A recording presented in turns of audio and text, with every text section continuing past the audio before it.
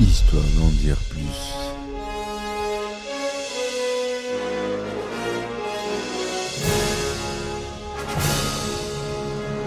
Eh ben attendez, on est en France. Allez, cul sec. Hop.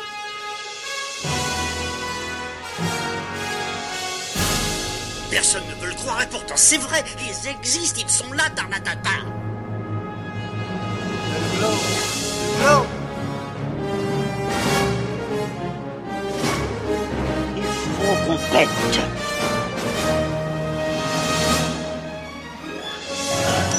Voyons, le circuit branché, correcteur temporel temporisé.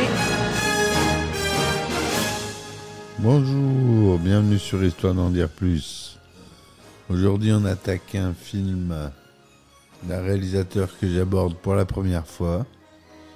Un biopic sur la vie d'un grand musicien, du plus grand musicien de tous les temps, on peut le dire.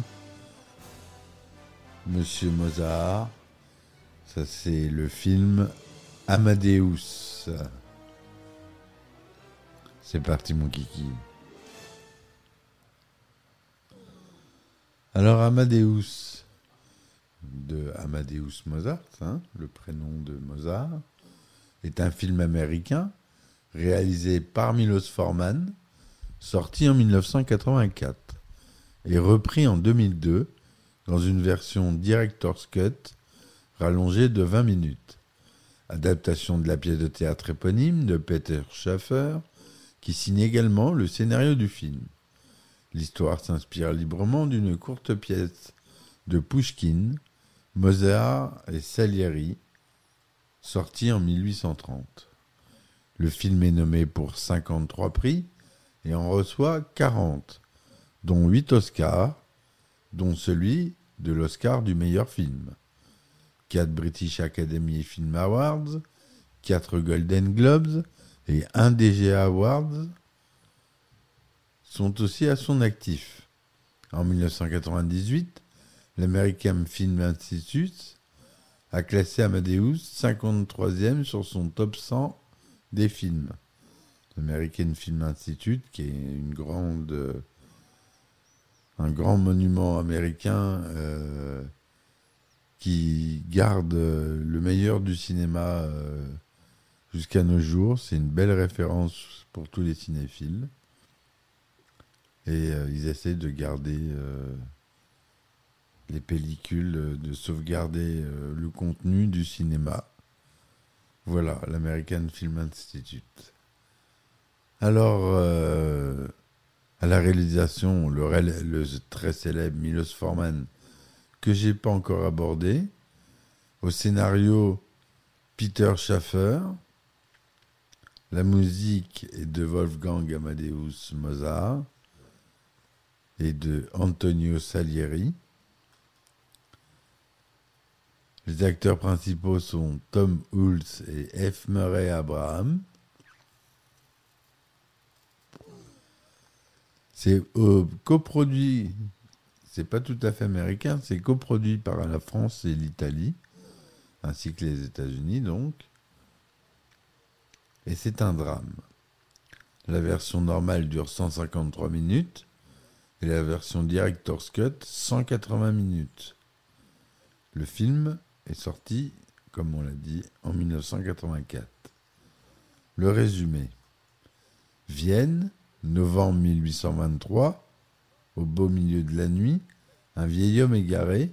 « Pardonne Mozart, pardonne à ton assassin. » Sa chambre étant verrouillée, ses serviteurs tentent de l'allécher avec des pâtisseries, mais ne s'entendent que des sons étouffés d'un cri tranchant. Ils enfoncent la porte et tombent sur leur maître, tenant un couteau dans la main et la gorge ruisselante de sang.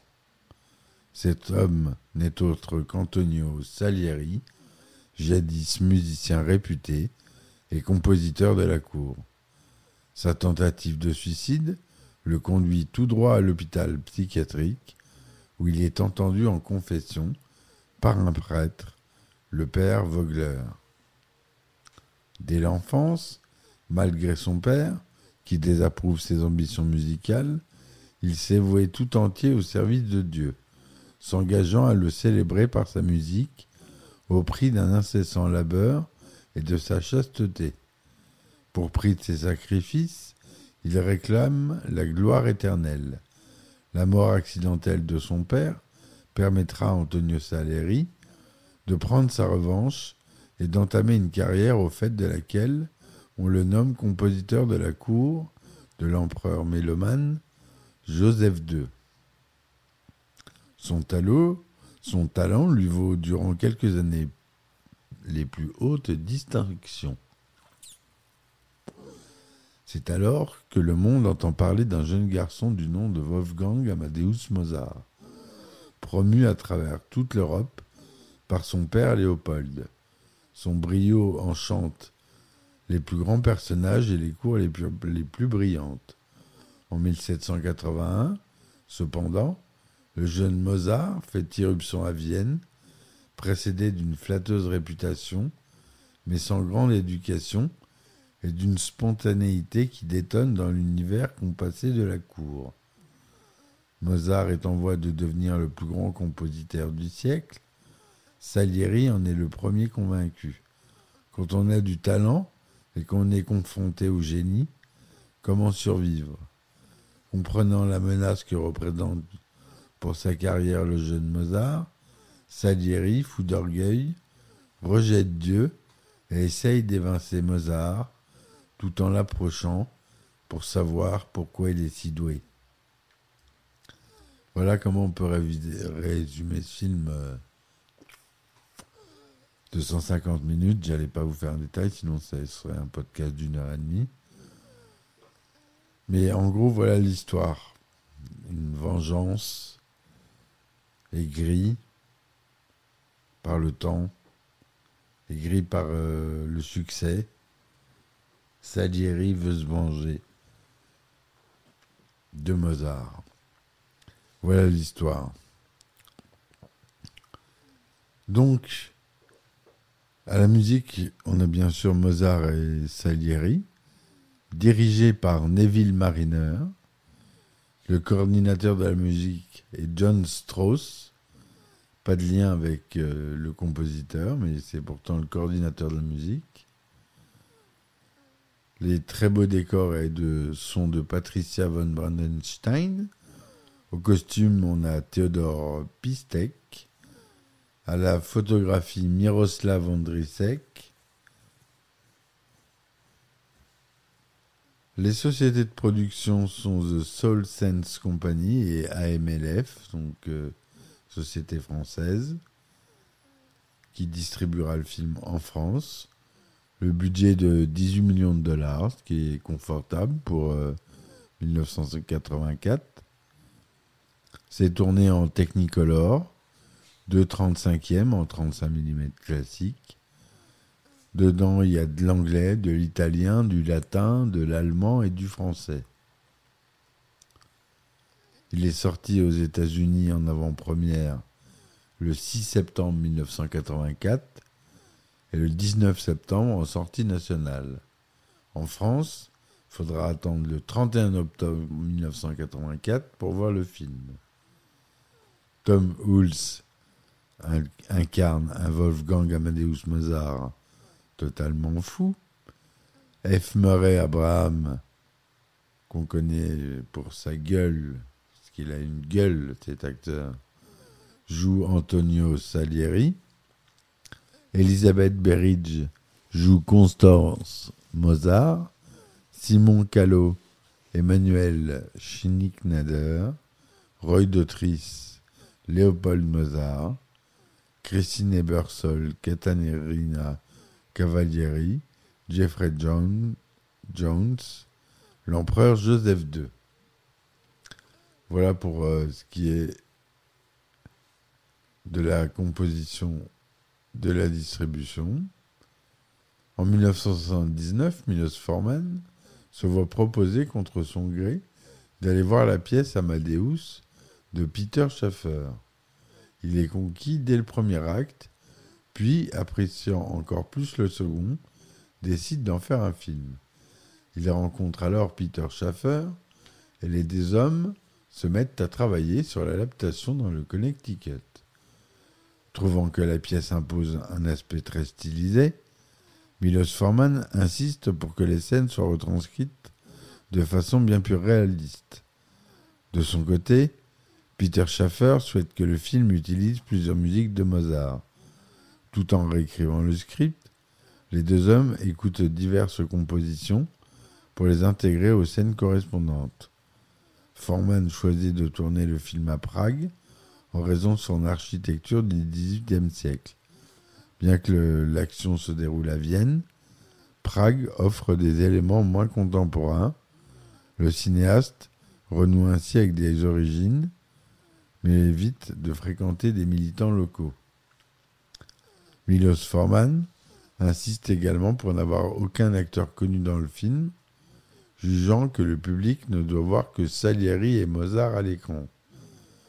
Plus de 1400 figurants postulent pour divers personnages, alors qu'il doit auditionner un énième candidat pour le rôle de Mozart.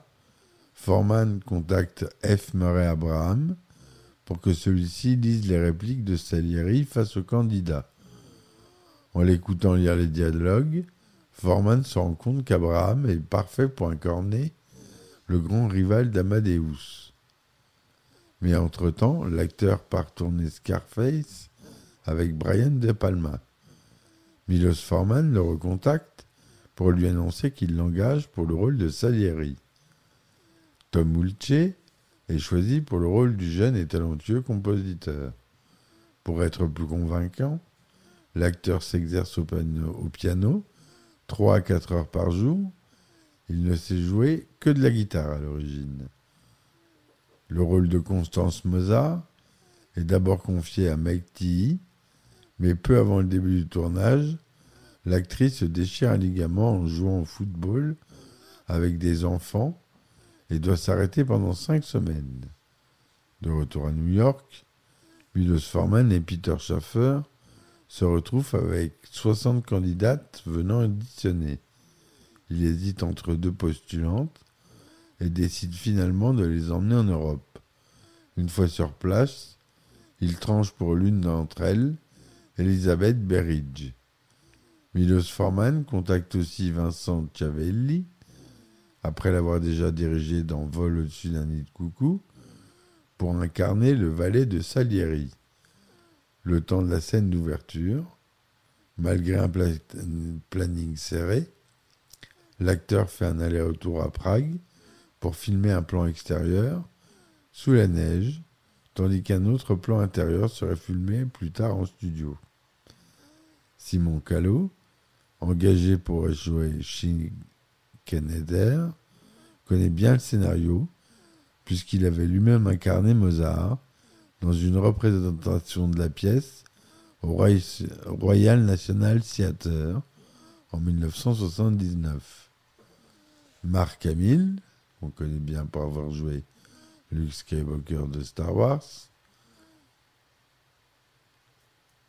ayant lui aussi interprété le jeune compositeur sur scène, a auditionné pour le même rôle, mais Forman l'a refusé à cause de Star Wars.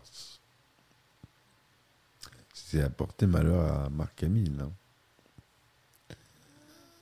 Les 3 premières semaines, elles sont uniquement consacrées aux séquences avec Salieri quand il est âgé et hospitalisé. F. Murray Abraham se lève tous les jours à 4 heures du matin pour avoir 4h30 de maquillage pour être vieilli. Pour éviter le laisser-aller, l'acteur en profite pour répéter son texte et travailler sa gestuelle.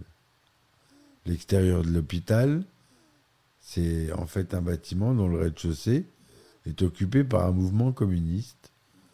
Et le premier étage, c'est un bâtiment qui comporte les archives de la police. Un couloir est rempli de plus de 75 canons disposés face à face. Milos Forman demande qu'ils soient tous retirés pour pouvoir filmer. Bien qu'il se soit entraîné au piano, Tom Hulce joue dans le vide pour la scène de la rencontre de Mozart avec la cour de l'empereur Joseph II. À un moment donné, le personnage lève son regard vers le souverain et ses membres, alors qu'il continue de jouer du pianoforte. Pour ce faire, Ulce fut guidé à l'aide d'une oreillette par une musique préenregistrée. Elisabeth Berridge, elle, commence le tournage avec la scène où Constance s'entretient avec Salieri tout en dégustant un mamelon de Vénus. À l'inverse, son personnage, l'actrice, déteste tellement cette friandise qu'elle a du mal à jouer sa scène.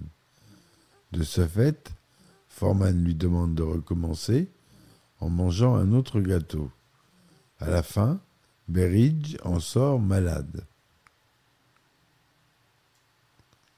Les costumes étaient très pénibles à porter, selon les dires d'Elizabeth Berridge et de Jeffrey Jones.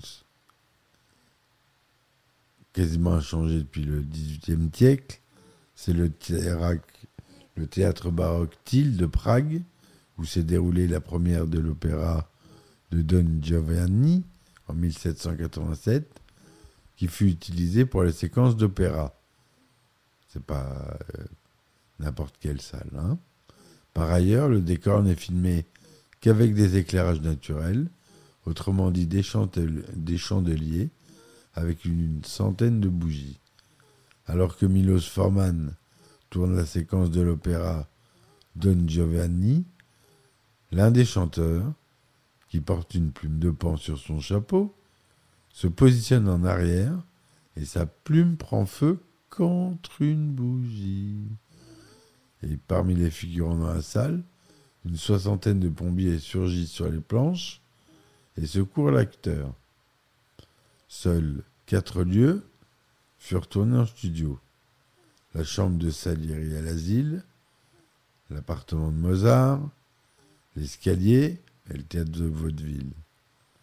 Les autres prises de vue, c'est en décor naturel. La scène de la dictée du Requiem fut en grande partie improvisée. C'est ce qui donne son caractère unique. Tom Ulce et F. Murray Abraham avaient chacun une oreillette qui leur transmettait la musique. À un moment, on a l'impression que Mozart est perdu dans ses pensées. Mais Ulce a dit que le son ne venait pas et qu'il oubliait ses répliques.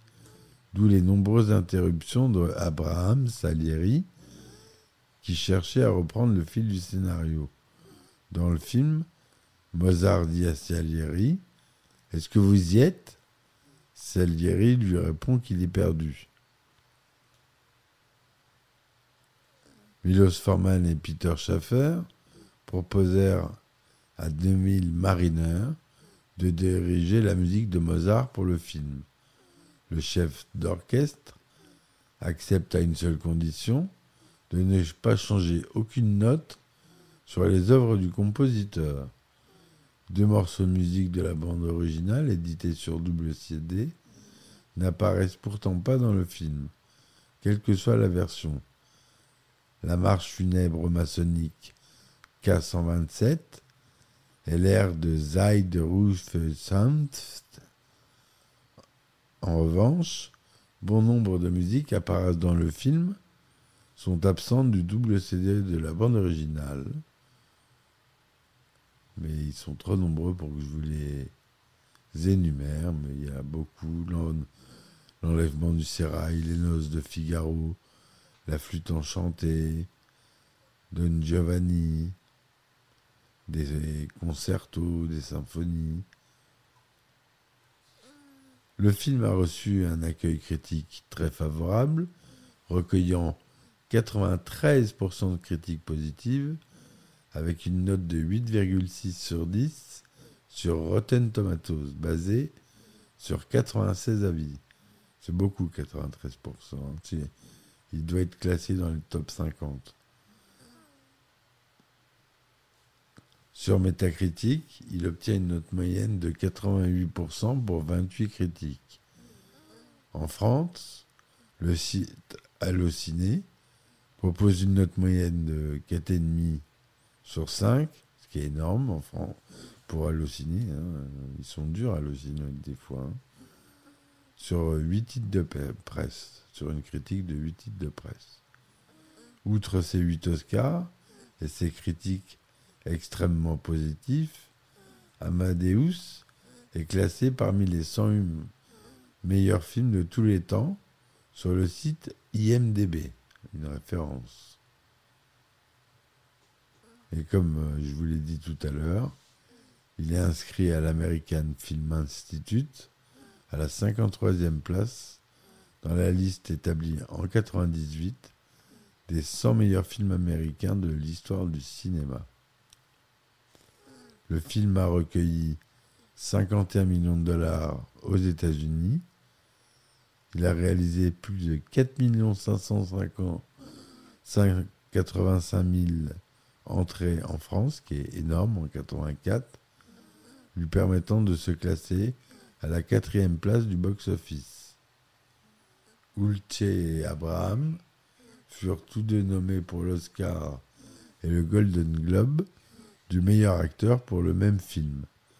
Abraham obtint la plupart des prix, dont l'Oscar et le Golden Globe. Donc il a eu l'Oscar meilleur film, meilleur réalisateur, meilleur scénario adapté, meilleur acteur, meilleur directeur artistique, meilleure création des costumes, meilleur maquillage, meilleur son. Et je ne vous parle pas des autres récompenses, meilleur réalisateur, meilleur acteur, meilleur film, les Golden Globes, etc. Ce film ne doit pas être considéré comme une biographie, mais comme une fiction qui s'inspire librement de l'histoire de Mozart, ce qui explique quelques différences par rapport aux faits. Dans le film, lors de son mariage avec Constance, dans la cathédrale Saint-Étienne de Vienne, qui a eu lieu le 4 août 1782, on entend la musique du Kyrie de sa grande messe en ut mineur, K127. En réalité, cette messe n'a été jouée qu'une seule fois du vivant de Mozart, mais l'année suivante, à Salzbourg, le 26 octobre 1783. On cherche la petite bête là. Hein. Dans le film, quand on rencontre Mozart pour la première fois, nous sommes début mai 1781. Il est dans le logement de son prince archevêque Colloredo et on l'attend pour diriger sa propre musique, qui est la sérénade K361, pour 12 instruments à vent et violoncelle. Or, cette œuvre fut composée fin 1783 ou début 1784 et fut créée pour la première fois le 23 mars 1784. Mais cette découverte est assez récente et à l'époque du film, on croyait que cette œuvre composerait à Munich début 1781. Comme quoi les historiens, on n'en découvre jamais assez. Et par la suite, ils ont découvert qu'elle était plus récente. Durant tout le film, on nous montre un Salieri clairement plus vieux, d'au moins d'une quinzaine d'années que Mozart. Les deux acteurs ont 14 ans d'écart, mais en vrai, Salieri, il avait que 6 ans de plus. Et dans le film, lorsque Léopold Mozart rend visite à son fils et à sa femme, à Vienne, en 1785, Wolfgang présente sa femme, encore couchée, à son père. Or, en vrai, dans la réalité, ils s'étaient vus 2 ans auparavant, puisque Mozart avait fait le voyage à Salzbourg pour présenter Constance à sa famille. Dans le film, Wolfgang et Constance semblent n'avoir qu'un seul fils, alors qu'en réalité, ils ont eu 6 enfants sur 9 ans de mariage, dont un dernier né en juillet 1791. Seuls 2 garçons ont survécu à leur enfance. C'était très dur à cette époque. 1781, dans le film Mozart joue la marche écrite par Salieri devant l'empereur. Il continue à jouer et par la suite corrige la marche de Salieri en jouant une mélodie qui est le non più andrai des noces de Figaro. Or, cette mélodie ne fut composée que 5 ans plus tard, en 1786. Même si cette scène a été inventée pour le film, elle a toutefois une référence authentique où en 1778, lors de son voyage à Paris, Mozart avait corrigé une partition que lui avait présentée Joseph Legros, alors responsable du concert spirituel, ce qui avait bien contrarié ce dernier. Il y a beaucoup de différences encore avec la réalité. On ne va pas continuer. Sinon, je vous dis que le podcast il va durer 2 heures. L'idée du rire si particulier est issue des lettres écrites à son sujet. Dans l'une d'elles, on décrit le rire de l'artiste comme une sorte d'étourdissement contagieux. Dans une autre, comme du métal rayant du verre. En revanche, aucun témoignage ne confirme la chevelure hirsute dans le film La Fuble, sans doute inspirée de celle de Beethoven et de toutes les représentations de l'époque, qui le montrent coiffé selon la mode de l'époque et le plus souvent poudré. Le film est parodié dans la série Les Simpsons, dans l'épisode En marge de l'histoire en 2004. Bart joue le rôle de Mozart et Lisa celui de Salieri. Dans cet épisode parodique, Lisa profite de la mort de Bart pour retenter sa chance dans la musique, mais elle est devancée par Nelson, incarnant Beethoven. Il en est de même pour un épisode de la série The Family Guy. J'aime moins, mais bon, ils y ont fait un clin d'œil. Il y a de nombreuses scènes parodiées dans le 13e épisode de la 2e saison de 30 Rock, la série. Dans Last Action Hero, on évoque le film lorsque John Practice, joué par F. Murray Abraham, celui qui joue Mozart, est accusé par le jeune Danny Madigan d'avoir tué Mozart. Lorsque plus tard, Jack Slater, Arnold Schwarzenegger, le lui confirme. John lui répond « Tu sais, Jack, je tue tellement de monde qu'il m'arrive parfois d'en oublier. » D'autres créateurs se sont intéressés aux confrontations de Mozart et Salieri. Pouchkine a écrit une pièce Mozart et Salieri, dont la représentation a été filmée en 1958. Et voilà ce que j'ai pu trouver comme autre représentation de ce duel Mozart-Salieri. Une version longue Director's Cut de 2h53 a été présentée à la Berlinale 2002, puis distribuée internationalement avec des scènes supplémentaires, dont le personnage de Michael Schlumberg, interprété par Kenneth Macmillan. Notons que la version originale de 2h33 est parfois diffusée également avec un intertitre Director's Cut, ce qui peut prêter à confusion. Dans la version française, au lieu de simplement doubler les passages inédits, il fut décidé de redoubler entièrement le film. Seuls Luc Hamet et Claude Giraud retrouvèrent le rôle de Mozart et Joseph II.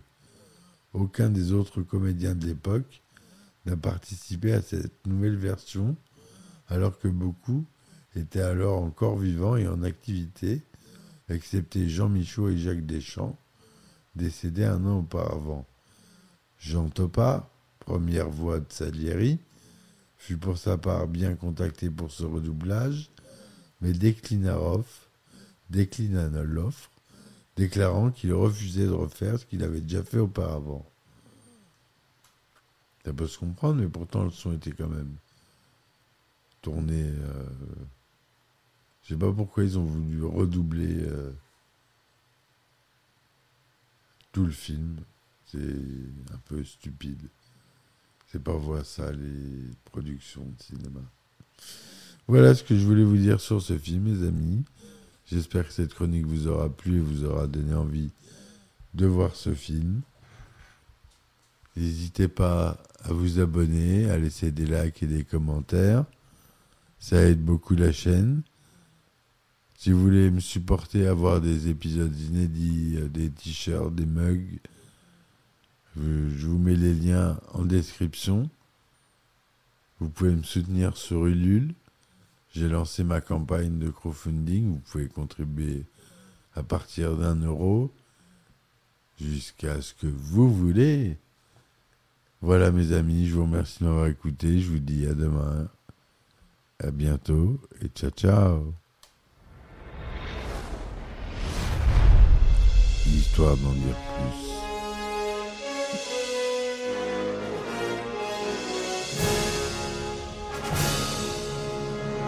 Eh ben attendez, on est en France. Allez, cul sec. Hop.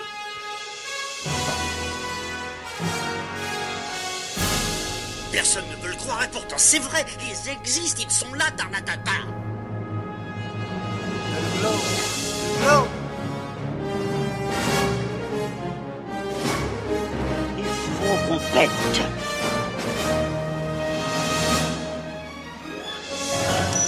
Voyons, circuit branché, convecteur temporel temporisé.